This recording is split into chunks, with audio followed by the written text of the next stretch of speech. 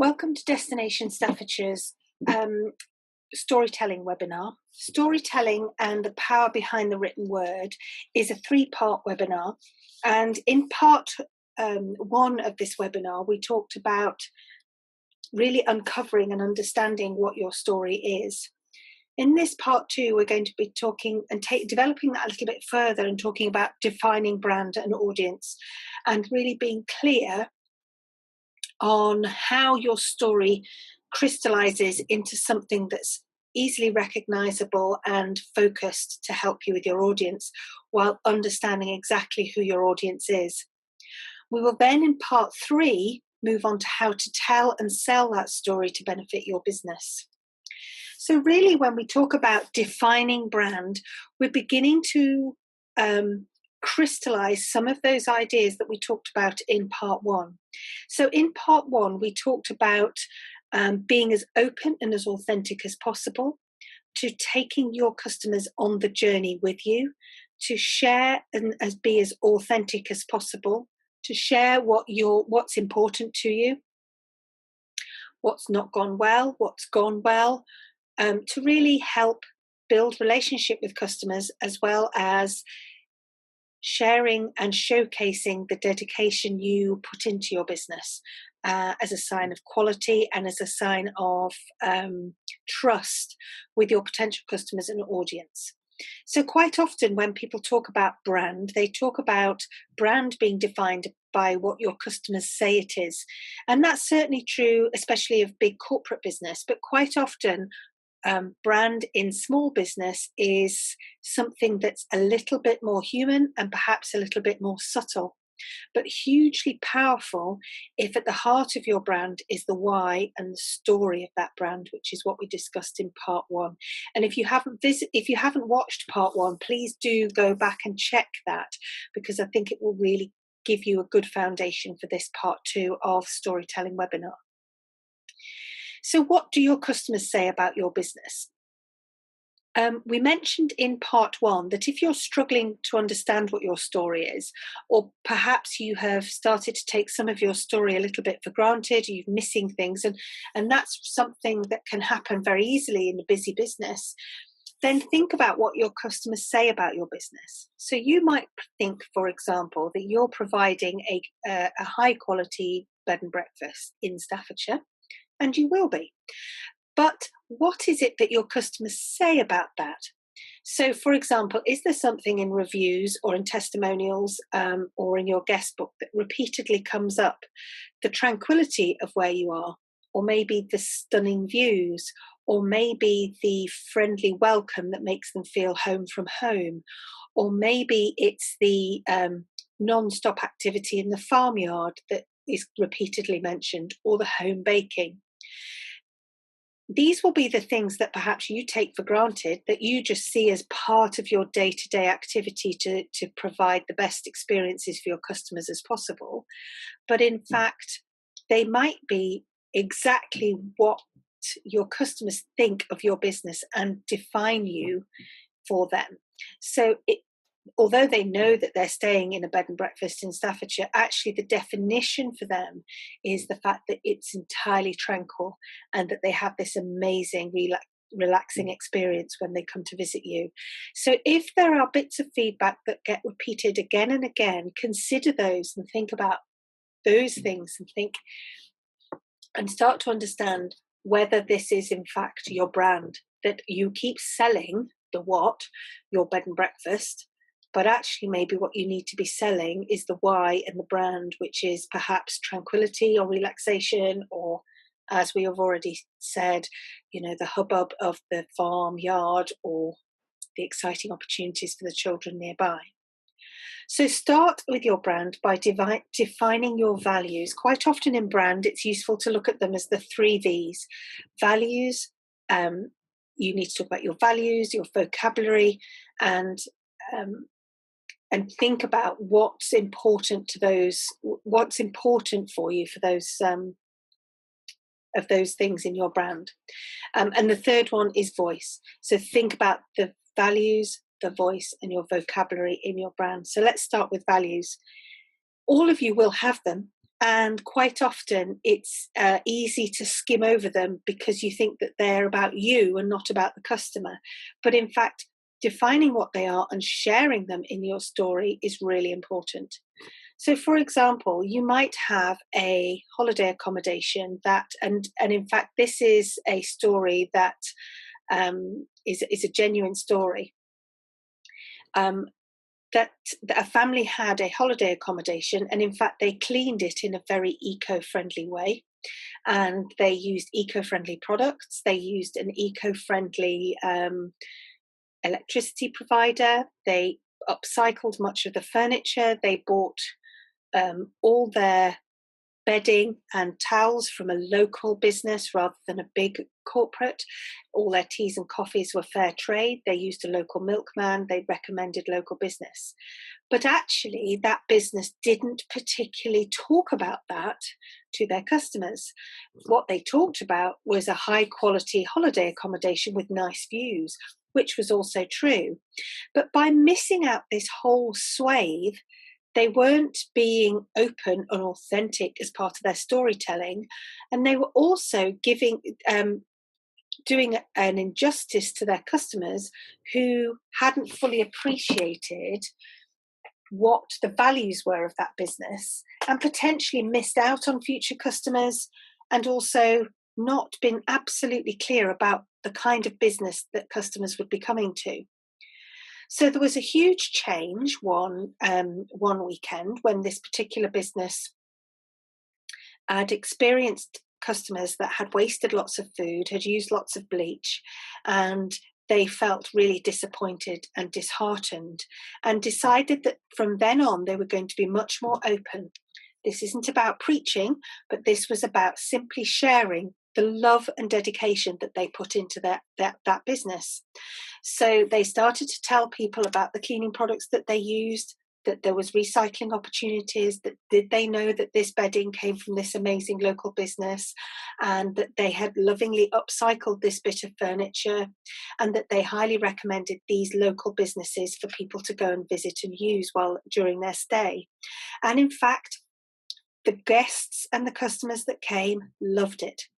They didn't feel preached to, they didn't have to take on those values, but they really appreciated the love and dedication that was part of this business that they hadn't been given the opportunity to appreciate before. This kind of brand definition is really important, even in a very small business, not only so that you are fully showing that you have good, strong values and that there's a good core authenticity throughout your business, but also it gives you the chance to get the audience that you want in your business, to get customers in and guests in who really understand the value of your business, appreciate that value. And of course, what follows is they're much more likely to enjoy their stay or their experience. They're much more likely to give you a decent review and feel positive about that experience. And of course, they're much more likely to then share that experience with their friends and family, providing you with the next generation of visitors and customers. So define your values. They may not be around being sustainable, but they may be around valuing the local wildlife, valuing homemade food or locally sourced food. It might be that you simply value the area that your business is in and that you support that area, or that you love sharing that area with your guests and visitors.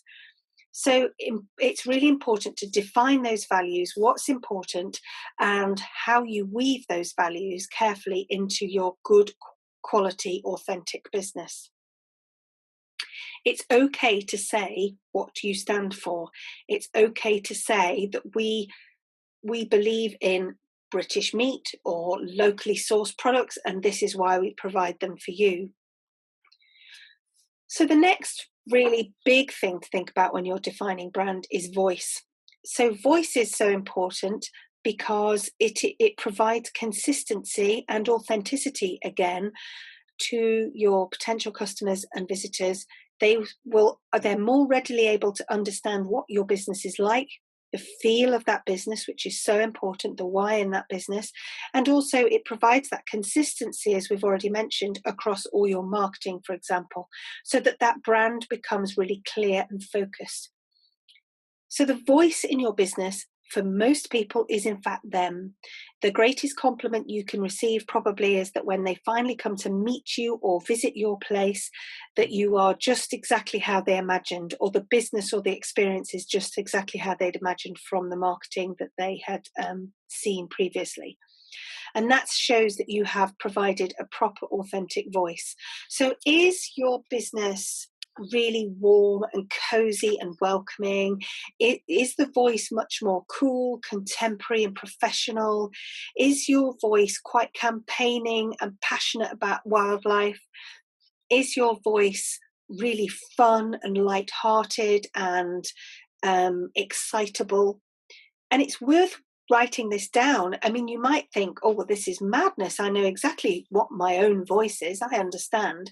But making sure that that voice is consistent and noting it down really does help clarify that brand, so that you understand that we have these values and that the business has this voice, and that can be seen across all our marketing and content. So you feel that in a blog you might read, you feel that in a video that you might see about us on Facebook, you feel that if, in some of the beautiful images you share on Instagram. You feel that just with the photos and the descriptions that are on your Google business.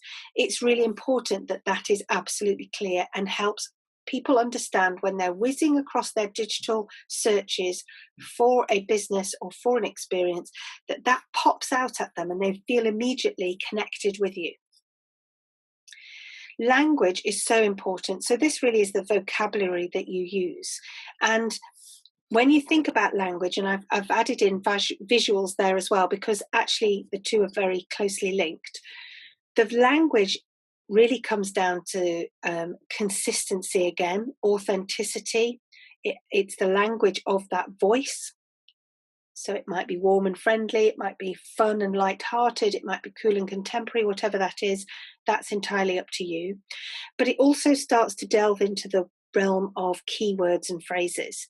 So this isn't an SEO webinar, but this is really important to start thinking about those feelings words and those storytelling words that really define the brand and what your business is. So for example, you might have started to use those words right across all your content in the digital arena. You might start using words like relaxing, tranquility, nature, beautiful walks, off-grid experiences, or it might be something opposite. It might be fun for all the family, making memories, time to laugh, time to giggle, picnic outdoors, all those kinds of feelings that you start to imagine around a business is so important. So that language is key. And again, if you can note down some of those key words, then that's really important. And of course, if you can use that language in a visual way, so does this image or does this video that we're going to share as part of our content say all those things that we've already defined, our values, voice and language? So we've worked hard on defining that brand. We've worked hard on looking at your values, your voice, and the language and vocabulary that you use around your business. And we've talked about how that helps you bring in the right kind of audience or the right kind of customer and visitor into your business. The ones that get it, the ones that appreciate your values, the ones that feel really connected and invested in your business, and the ones that feel enthusiastic enough about your business to then share you with other people. It really will strengthen that brand. So we can now begin to define the audience that you know will feel the value in everything that you're talking about in your story and in your brand. Traditionally, we would have defined audience by pure demographics, gender, age, physical geolocation, perhaps talk about lifestyle choices like cars, brands that are driven, types of Sunday newspaper, which supermarket they use regularly, etc. This has become less of an option in the modern day. Gender is not always easy to define, or people don't want it to be defined. Age is unimportant because people can do things at all different ages and enjoy things.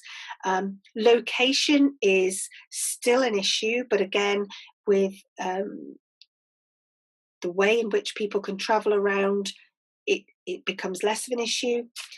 With fast links, etc., to Staffordshire from London, for example, and also we all maybe shop at Waitrose and at Aldi, or people don't tend to buy Sunday newspapers, etc. So definition is important, but it maybe is better to define, at least in part, by needs and desire. So think about what your customers' common needs, wants, or desires are. So it might be that you think, well, I attract a range of different ages. I attract older couples and families, and sometimes young groups of people of, groups of young people into my business. So it's very difficult for me to define them. However, they probably all have the same need and desire, or similar. Maybe they're all looking for something different. Maybe they're all looking to have a bit of outdoor activity. Maybe they're all looking for the opportunity to relax and have fun. Maybe they're all looking for the opportunity to be close to a big attraction. Maybe they're all looking for the opportunity to learn something new, or take part in an unusual activity. So all of them probably will have common needs and desires within that. It's not that all of them will be exactly the same, but it is that you can start to pick out those common areas that your business can fulfill. So note those down, and also don't be concerned if you do start to split out and define your audience into sectors. So you might have a core audience that is very clearly the audience that you get in, time out. Those ones that regularly repeat book in your business, they repeatedly visit, that they always come and they always get your business, and those are your core guests and visitors. You might have those that are more of a niche visitor, so you don't get them as often, but they might be more profitable, or they might be more specialist at particular times of year. They still need attending to, and understanding their needs and desires is important.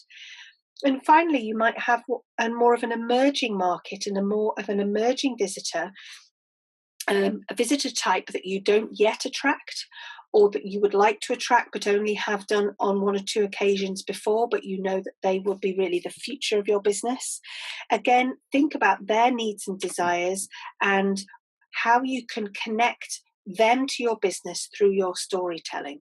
This isn't about skewing your story, but working out how your story connects with those needs and desires to try and attract that kind of visitor into your business. As well as understanding their needs and desires, it's also useful to define their problems. Now, this might sound a little bit counterintuitive as far as the tourism and leisure industry is concerned, but in fact, we all have problems. And quite often, you're not selling the product, but you're selling the problem you solve. Because all your visitors and customers, even if they're booking a leisure activity or a tourism experience, actually they still have challenges. Maybe they are looking for something that's going to entertain multiple generations of one family. Maybe they're looking for something that's going to completely give them an off-grid experience because they're super stressed and need to get away from their screen. Maybe they don't get into nature enough and they really are desperate to get out in the fresh air and do what they love doing, like bird watching, for example. Maybe they just they've been tasked with booking a really fun day out for their friends, and it's all on their shoulders and they need help to plan that kind of day. So understand what their problems are in order then that your story and your business is able to deliver that quickly and easily. We've talked about creating sectors within your audience and your visitors. You might only have one type, although please always look at emerging audiences, because it's important to always have breadth in your business and understanding. So think about how all these different sectors impact in your business. Which ones provide you with the cash week in, week out? Which ones sustain your business? Which ones are high profit? Which ones do you need for the future of your business as you develop new products and services, or as your core audiences ages, you might need to bring in that younger audience to provide that kind of cycle of visitor. It's important you understand from a business point of view how all those audiences impact and what impact they have on your finances and your bottom line. It's also about becoming best friends with your audience. This is not a cliche or to be disingenuous or inauthentic, but really understanding them at that level is very, very useful in your business. You are telling your story to a best friend is much more easy from a marketing point of view than being unclear about your story and simply shouting bits of it from the rooftops and hoping somebody will take notice. That's the difference of what we're trying to get to here. So when you're thinking about telling your story, you understand your brand and you really understand your audience and your visitor type, then marketing much more becomes the sort of conversation you might have with a friend in a pub about, oh, you'd love this is hilarious, this was really good fun, I'm dying to share this story with you, you'll never guess what happened yesterday. In that kind of very easy, comfortable, authentic way of communicating, compared with shouty bits of marketing saying, come and visit us, 25% off today, we're really great, come and see us, because that feels inauthentic and it feels like you might not fully understand the audience. So really start to understand the loves, the hates, the passions, the dedications, the problems, the challenges of your audience so that you can dig a little bit deeper. Use Google to really do that research. Read forums and chat forums on things like Mumsnet to understand what the current challenge is. Is it budget? Is it healthy eating when they're out? Is it trying to find accommodation that sleeps 3 children in one room, etc.? Be ahead of the game and read around and understand what your audience needs. Of course, if you get all this right, you then create advocates in your business. You become such good friends, or at least you become so in tune with your audience that they are much more likely then to shout about your business on your behalf. If you have built that relationship, you've told that authentic story, you are absolutely clear on your brand, and not only that, you have delivered that brand in a really genuine, authentic way to your customers, and you attracted the customers that really got it and really appreciated it and loved it, then they are the customers that write the great reviews. They're the customers who share you on Facebook with their friends. They're the customers who recommend you to all their friends. And they're the customers who give you the Google reviews too. So it's really important that you create those advocates by putting in all that foundation work to that point. Really, you are showing the love in your business. And that's not too schmaltzy again. This is about what small business can do in a business. In business is show an authentic understanding, appreciation, and a relationship with their audience and customer. So in this part 2, we really have gone through in some detail about defining the brand, starting to use that story to help define the brand in your business. So understanding the values in your business, the voice in your business, and the vocabulary that you use, the words in which you use, and how they start to form the keywords and phrases that you use around your business across all your platforms and channels. And really getting to know your audience like a best friend, defining them, understanding them, writing that down so that it's absolutely clear, so that at the point you're creating content in your marketing, you're not thinking, oh, I'm not sure if people will like this, I'll give it a try. Instead, thinking, I know my audience will love this video, I'm going to post it. That's where you're hoping to get to. And also understanding how that audience impacts your business. What do they bring in financially? What do they bring in terms of positive feedback? What do they bring in terms of sharing your business and becoming advocates? Understand the bottom line. So this, your brand and defining your audience has been part 2. We are now going to move on to part 3, which is really how to tell and sell your story for the benefit of your business.